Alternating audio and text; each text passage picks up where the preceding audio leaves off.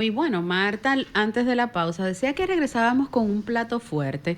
Más que darle una presentación de que ella es psiquiatra general y de enlace, especialista en adicciones psico-oncológica y psiquiatría forense, tenemos que decir que está con nosotros nuestra amiga, parte del staff de Sábado de Consulta, Así es la es. doctora Alexandra Iches. Buenas tardes, doctora. Muchísimas gracias. Yo súper encantada de estar aquí. A mí me encanta venir aquí. ¿Ustedes saben por qué? Porque me saca de la rutina del sábado. Así es. Qué bueno. Aparte de que, por supuesto, se lleva una información acabada, una información precisa. Quizás muchas personas no tienen tiempo de escuchar un programa durante la semana por sus trabajos y demás. Y qué bueno que precisamente los sábados escuchen algo que los pueda ayudar y les sirva para tener mejor calidad de vida. Así es, doctora. Y yo hablaba también al inicio del programa con relación al tema que vamos a abordar. Un tema que yo me quedé cuando la eficientísima productora de este programa, porque no hay palabras realmente, Denise es una estrella. Lo que pasa, pero Denise tiene un trastorno. Que es el trastorno del impostor. O sea, ella no se cree lo que es capaz. Exacto. Ella peca. Hubo de humilde, pero no es que ella peca, sí, sino que ella... Hay alguien que dice, bueno, es que cuando tú pecas de humilde, tú lo que le das un insulto a la inteligencia del resto. Bueno, vamos a decir que no lo estoy haciendo con ese propósito. No, lo sabemos que sí. Bueno, yo siempre digo que la gloria viene de Dios y a él le sirvo y a él todo mi talento se lo debo a él. Así que gracias, Marta, gracias, doctora, pero de verdad que satisfecha con el deber cumplido y que los oyentes puedan tener un contenido de calidad, esa se la paga más grande. Entonces yo decía, esta conversación que vamos a tener, ¿qué es esto? ¿El síndrome de Ulises? Oye, yo no conozco eso. ¿O el síndrome del inmigrante? El síndrome está por nombre. Yo estuve haciendo una breve investigación. Wow, ¿cómo es esto? Si yo nunca había escuchado esto, doctora. Explíquenos, aclare nuestra mente. Doctora, y que aclararle algo a Marta y a nuestros oyentes. Una de las cosas que más me gusta de conversar con la doctora Iches es que nosotros siempre traemos aquí temas que de verdad hay que rebuscarlos, porque nunca, e inclusive lo admito, cuando la doctora me compartió ese tema, otra experiencia que tenemos en común, yo dije, el síndrome del inmigrante. Y existe un síndrome del inmigrante. Nunca lo voy a escuchar. Y, lógicamente, tuve que hacer mi tarea. Es que todo está definido, todo tiene un nombre. Y hubo una vez en un medio, decían, esa doctora siempre le tiene un nombre a todo. Es que no soy yo. Señores, es que todo está definido. ¿Qué es lo que ocurre?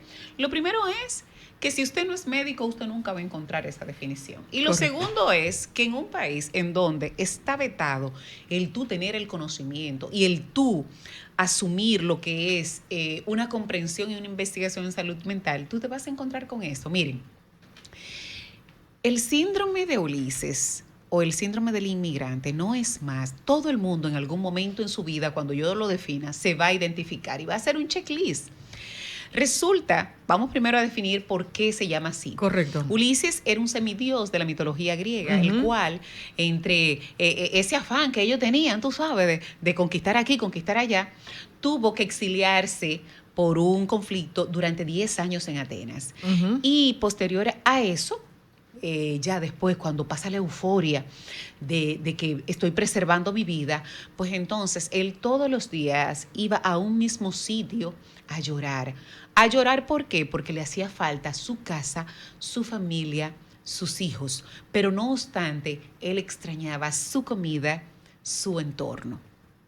Y por ende, eso es un periodo que pasa de los 3 meses. Entonces, todo el que migra pasa por este síndrome y no es más que el intermedio entre un estrés agudo crónico y un proceso adaptativo. Entonces, cuando tú te vas, cuando tú emigras, hay una diferencia bastante grande. ¿Cuál es el motivo? No es igual tú desplazarte con una planificación, con una estructura, y no obstante así lo padece, a tú tener que irte porque tiene que resguardar tu vida por seguridad o por una necesidad imperiosa. Cuando estábamos hablando del tema del día de hoy, yo les decía, necesitamos hablar de esto. ¿Por qué? Porque aunque tenemos unas semanas en el fuego, Correcto. con el tema de Venezuela, señores, tenemos el tema de Ucrania, tenemos el tema de Gaza, tenemos el tema de Perú, tenemos el tema incluso, que no me gusta tocarlo porque como somos los vecinos inmediatos, tenemos el tema de Haití. Correcto. Que aunque nosotros sabemos que tenemos una población de inmigrantes haitianos ilegales, ellos no solamente han asumido República Dominicana, porque tú vas a Brasil, es un tema, tú vas a Chile, es un tema. Sin embargo, ¿cuál es la característica fundamental? Que llega un momento en que esa tristeza, ese añoro, los primeros 3 meses, los primeros 90 días, incluso el cerebro es algo tan maravilloso que tú te fijas que cuando entras hasta un programa de rehabilitación, de adicción, te dicen, son 90 días. ¿Ustedes saben por qué? 3 meses. Porque 90 días es el tiempo requerido para una neurona adaptarse a algo. Y por eso cuando nosotros sugerimos dietas, cambio de hábitos y demás, decimos, mira, por un periodo mínimo de 3 meses. El gran fallo de nosotros los médicos es no decir el por qué, porque si yo te explico el por qué, ya tú estás un poco más empático a cumplir ese tiempo. Correcto. Pero como tú a los 2 meses y medio te sientes más o menos bien, tú dices, no, ya yo estoy bien y lo sueltas. Resulta que en los primeros 3 meses, cuando tú te desplazas, tú estás en modo supervivencia. Tú estás conociendo dónde está el supermercado, dónde queda la clínica, dónde está la farmacia. ¿Dónde va a tomar el vehículo? ¿Dónde va a tomar el guagua, vehículo? Es tanta la ocupación que tú necesitas en esos primeros meses que no te da tiempo a percibir, excepto del trastorno, de la alteración en el patrón del sueño. En esos primeros 3 meses tú no sientes más nada que la necesidad imperiosa de conocer el entorno para sentirte en confianza. Cuando pasan esos 3 meses, entonces tú empiezas, ay Dios mío, yo quiero un conconcito. Con habichuela. Ay Dios, ahí es que tú te das cuenta que tiene 3 meses comiendo pan con queso. Y esos aguacates de mi patio, y aquí no se dan. Entonces, no, tú vas a la bodega, compras un aguacate y tú dices, estos son aguados. Porque entonces descalifica cada una de las cosas que vas encontrando, porque el arraigo, señores, de lo único que el ser humano no puede negar son de 2 cosas. Primero, tu condición genética. Y segundo, los arraigos culturales. Tú puedes estar en Pekín, incluso no ser adepto a ese patrón cultural, pero lo reconoce. Exacto. Y de hecho, doctora, nosotros vemos muchas personas dominicanos en X punto del país. Mientras están aquí no son tan patriotas. Existe lo que se llama no soy de aquí ni de allá. Y voy a traer a colación una experiencia personal. En el 2004, cuando Félix Sánchez compitió por la primera medalla de oro que República Dominicana ha ganado, yo estaba fuera del país. Ya yo tenía como 6 meses. Por un tema, eso fue un desplazamiento no voluntario porque yo no conseguía trabajo y yo me fui, revalidé mi título de médico general en los Países Bajos y me fui, ya yo tenía mi primer hijo. Y nada, yo estaba súper bien hasta que escuché el himno de República Dominicana. Se quebró, a mí me entró un llanto con moco y jipío. Una cosa que ahí fue que yo me detuve a pensar en mi casa, en mi barrio, en mis amigos, en lo que yo había dejado, la recapitulación de que si de verdad yo estaba en la decisión correcta. Y no importa cuál sea el motivo que te ilusione en principio para tú desplazarte, el tema está que el arraigo se queda. Y cuando ya tú tienes un tiempo en ese lugar, que yo le voy a decir a ustedes, el inmigrante padece de un duelo crónico y permanente. ¿Por qué? Porque nosotros tenemos que empezar a asumir una cultura por aceptación, no por gusto. O sea, ustedes ven que cuando criticamos, por decirlo así, a los dominicanos cuando se van a otros países y que se comportan pianito, Tú dices, Dios, no se vuela un semáforo. Es por aceptación, porque si no, tú tienes el régimen acción-consecuencia. Claro. Como tú estás en tu país y tú estás en tu zona de confort, indistintamente a ti te pongan una sanción y te detengan, tú estás en el patio. Tú llamas y te llevan el plato de comida. Claro. Pero cuando tú excedes o violentas una regla de un lugar donde tú no estás, tú quedas en la incertidumbre de qué va a pasar conmigo. Pero ¿qué ocurre? ¿Dónde la puerquita tuerce el rabo? Aquí en Latinoamérica nosotros nos desplazamos y llegamos en 3 horas a cualquier sitio. De aquí a Panamá, de aquí a México, lo más lejos es Argentina y Brasil, para allá abajo. Sí. Pero y hablamos español, no hay problema. No hay problema. Pero cuando tú te vas, es más, hay estados en los Estados Unidos que yo me declaro analfabeta del inglés. Yo no entiendo lo que me Ni dicen. los paqueticos Sí, porque que usted compra de inglés. tienen una diferente forma de expresar el No, inglés también. señores, o sea, Eso tú es- llegas y tú quieres devolverte. Y eso que yo cuando voy es por un congresito, una cosita que dura 3 o 4 días y que fácilmente me puedo poner un traductor. Pero ¿qué ocurre cuando tú te tienes que ir para un país donde tú no manejas el idioma? Señores, no hay una posición más vulnerable para esa persona. Y otro tema para los caribeños, el clima. Exacto. Entonces, esas condicionantes externas no controlables ni modificables, porque ¿cómo tú modificas un idioma? Tú no lo puedes. Tú no es Tú absoluto. no puedes modificar el clima. Y gusto con la comida.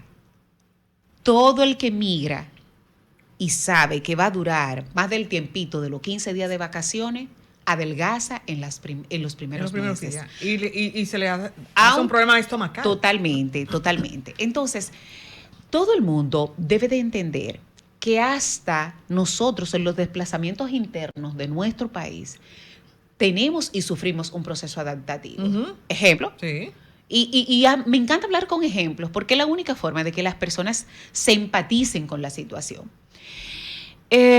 Cuando digo, vamos a hablar de este tema, porque ahora mismo, por la situación de Venezuela, ustedes se han dado cuenta cómo los que están acá han mostrado su vulnerabilidad, han mostrado su preocupación por los que dejan allá.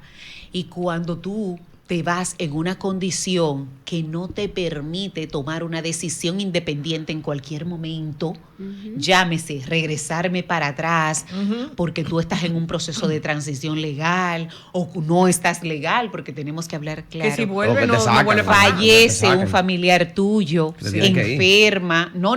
¿Para Es dónde dif- tú te vas? es difícil. Bueno, Porque si te- tú te si- vuelves en el sustento. Si está indocumentado, por ejemplo, si el país te manda ahí, te con un documento, Pero, te sacan. pero todavía a veces tú estás legal y tú eres el medio de sostén De esa económico de familia esa que dejaste. familia. Y tú sabes que si te regresas hay problema. Porque Correcto. nadie, miren, tenemos que admitirlo, nadie, absolutamente nadie se desplaza si no es por la ilusión de un cambio de vida. Doctora, hay una... cuando yo supe del tema, perdóname, Denis, pensé en los niños, en los jóvenes. Especialmente que uno piensa, no, él va a estar bien. Un niño que se va, un dominicano que se lo llevan, el papá se lo llevó, la mamá se quedó y lo pone en la escuela y no se adapta. ¿Cómo trabaja ese síndrome?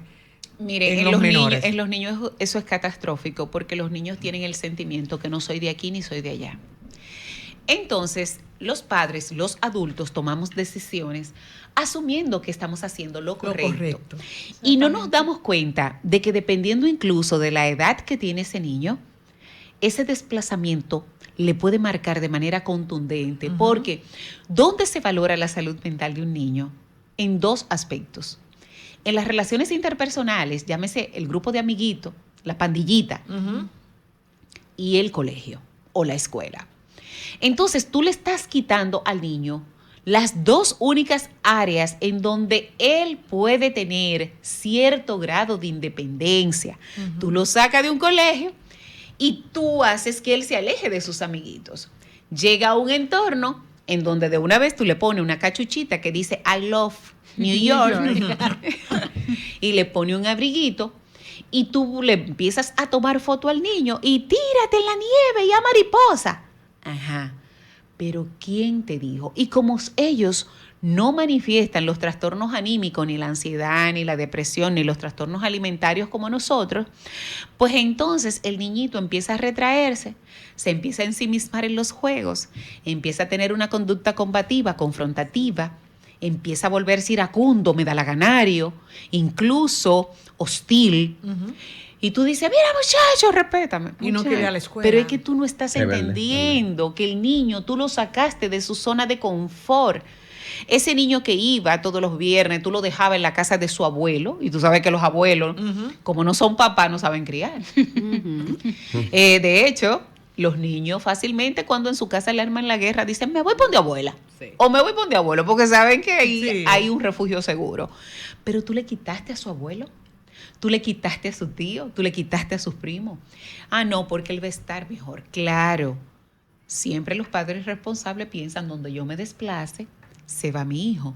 Pero tú tienes que hacer un ejercicio, porque a veces existen lo que son los costos intangibles.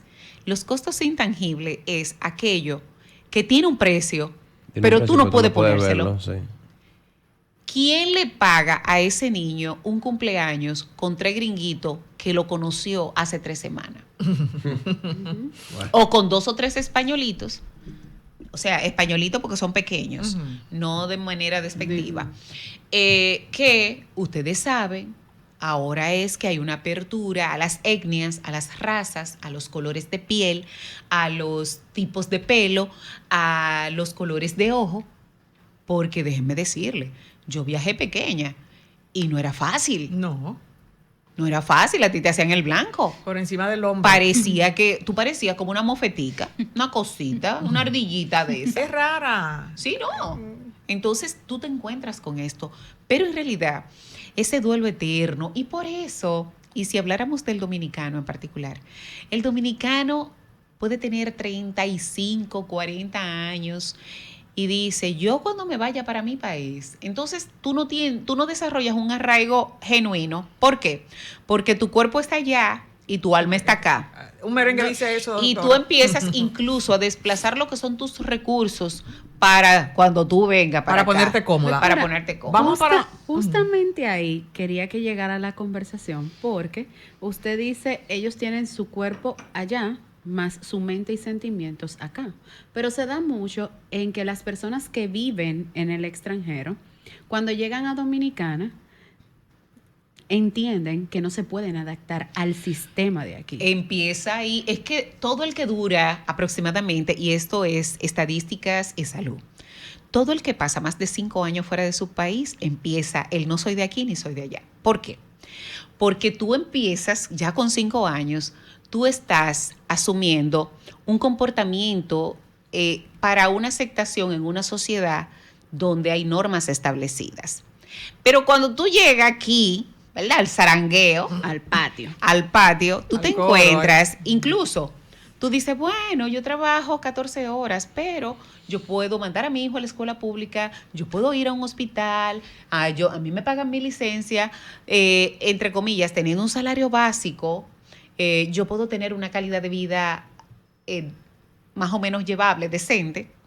Sin embargo, en mi país no se respetan normas, yo no tengo garantía social, hacen mucha bulla. Tengo que porque ponerlo déjame en un colegio decirte caro para que el niño salga. que hay otra cosa Claro. que tenemos que traer a colación. Cuando Denisa dice, hay muchos que piensan aquí, pero hay otros que en 2 días Se olvida. asumen una cultura diferente, pero yo quiero que ustedes sepan que eso es por un trastorno psicológico preexistente, que puede tener una muy baja autoestima, puede venir con una depresión previa, puede venir inclusive con algún trauma en donde no se haya sentido aceptado, y por supuesto llega a un entorno nuevo en donde su psiquis, su inconsciente lo que dice, aquí yo puedo empezar desde cero. Y No, soy de entonces, aquí. como el que se va en Yola y llega hablando bendito, ¿verdad? Entonces, realmente vamos a un anuncio y luego vamos con los teléfonos. Dale, Roma. Comunícate 809-540-1065. 1-833-610-1065 desde los Estados Unidos. Sol 106.5, la más interactiva. Bueno, retornamos. A los que nos están sintonizando, estamos conversando con la doctora Alexandra Iches. Ella es psiquiatra general y de enlace. Sí, que ya pasó de ser psicóloga. Psiquiatra general y de enlace. Y el tema que tenemos esta tarde es el síndrome de Ulises o síndrome del inmigrante. Doctora, cuando Marta le dijo lo de que se iban, que se identificaban, existe la posibilidad de que un paciente pueda tener el síndrome del inmigrante antes de los 90 días. Sí, claro. Claro, yo puse ese parámetro porque ahí es que hay un detone total y hay una manifestación del conjunto de síntomas. O sea, ya ahí es el síndrome per se. Pero no sé si te acuerdas que desde el inicio dije que lo único de las cosas que tú empiezas a presentar inmediatamente tú llegas es un trastorno en el patrón del sueño, un trastorno en lo que es exactamente los hábitos alimentarios. Tú empiezas a tener incluso fobia social, porque tú no quieres salir, tú no quieres estar donde hay mucha gente, tú no te sientes seguro. Existen también algunos comportamientos, dependiendo el motivo por el cual, porque les voy a decir lo siguiente, aquellas personas que tienen que emigrar por un tema político, por un tema de seguridad, eso es muy fuerte, doctora. Desarrollan lo que son comportamientos esquizoides y comportamientos paranoicos. Entonces, tan chivo, mosca en todos los lados, no quieren coger teléfono, no toman siempre la misma ruta de la guagua, no hacen arraigos en ningún trabajo porque tienen miedo de que lo vayan a buscar. Pero asimismo también eso se va infundiendo si tú te vas con más miembros de la familia. Y ustedes no han escuchado comportamientos de familias que se van completas a otros lugares y es como si ellos mismos hicieran su mundo. No interaccionan con el resto, no se integran a lo que es la comunidad, se mantienen como siempre medio aparte, recogidos. Y es precisamente porque cuando ya vienen con una condición anterior previa, de cualquier predisposición a algún trastorno, desarrollan alcoholismo, los hombres muchísimas veces, las mujeres compras compulsivas. Sí. Señores, no hay una forma más fehaciente de una mujer manifestar el síndrome de Ulises que volviéndose compradora compulsiva. Doctora, ¿y cómo se trata? Bueno, lo primero es que debemos de fomentar que las personas se admitan lo que están sintiendo. Porque, ¿por qué llegan tan descompuestos? ¿O por qué lo llevan? Porque exacto, regularmente no son ellos los que llegan. Exactamente, a ellos los llevan. Porque tú empiezas a minimizar. Tú empiezas a justificar. Ejemplo, Denisa se va para Bélgica. Ay, qué rico.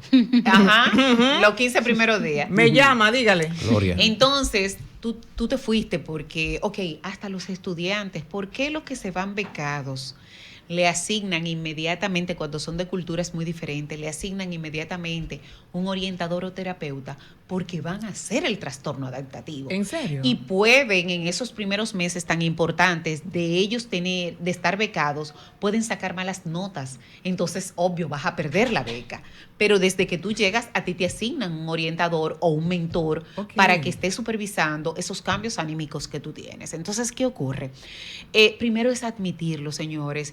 No hay nada que te quite más rápido esas 4 maletas que tú llevas cuando tú dices, es verdad, yo estoy triste. O sea, reconócelo. Claro. Es verdad, yo estoy ansioso. Es verdad, ya yo no me quiero parar de la cama, no esto.